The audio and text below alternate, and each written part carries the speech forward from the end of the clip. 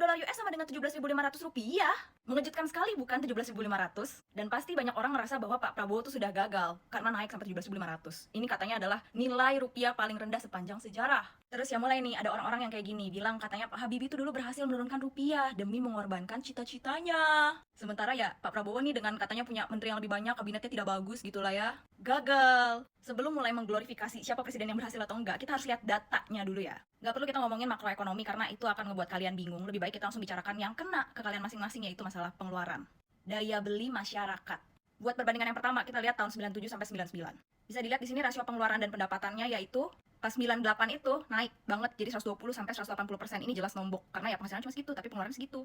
Dan ketika yang orang-orang dari kemarin pada rame bilang, wah Pak Habibie berhasil menurunkan dolar. Ketika dolarnya turun pun di tahun 99, ya ini nggak otomatis langsung balik lagi ke yang awal, tapi ya naik jadi 80 sampai 95%. Tetap aja masih krisis. Sementara nih kita lihat perbandingan dari 2023 sampai 2026 ya aku ambil. 2023 presiden masih Pak Jokowi, belum Pak Prabowo. Dan setelah pandemi waktu itu kondisi ekonomi kita udah recovery, udah membaik.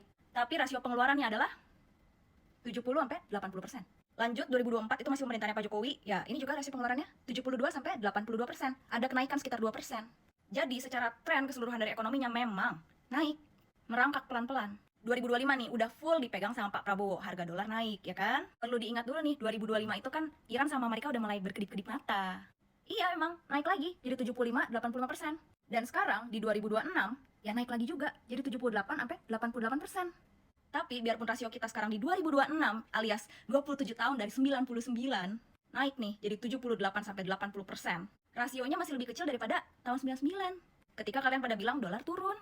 Ya biarpun sekarang dolar sama nih harganya 17.000 sama kayak tahun 98. Tapi kondisi ekonomi kita memang masih bagus.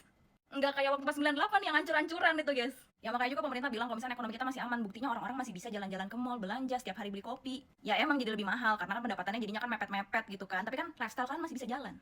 Tentu kita pasti pengen harga dolar turun. Kenapa? Karena kan kita banyak sekarang pakai kayak smartphone, pakai gadget-gadget lain seperti laptop. Itu semua harganya pasti naik karena rata-rata barangnya impor dari luar. Tapi ya jujur-jujuran aja gitu. Kalau kita mau berbicara di tengah kondisi geopolitik sekarang yang kita nggak tahu kapan bisa terjadi PD3, barang-barang kayak smartphone, kayak gadget, atau kayak jajan-jajan viral, itu kebutuhan tersier yang kita nggak punya pun nggak masalah. Jadi ya jujur aja aku ngeliatnya agak lucu ketika orang-orang pada bilang kalau misalkan Indonesia ekonominya berantakan. Kenapa? Karena mereka menilai ke diri mereka sendiri. Lifestyle mereka yang luxurious itu terganggu. Tidak memungkiri kalau harga bahan pokok juga pada naik. Orang-orang kelas ekonomi bawah juga terkena dampaknya. Tapi ya secara rasio memang masih aman sebenarnya. Hanya memang ya lebih mahal, udah pasti. Tapi buat survivability masih ada, masih bisa. Bukan kayak 98. Ya kecuali kalau kalian masih tetap mau mempertahankan lifestyle luxurious kalian itu yang tersier-tersier. Jelas dolar naik itu menakutkan.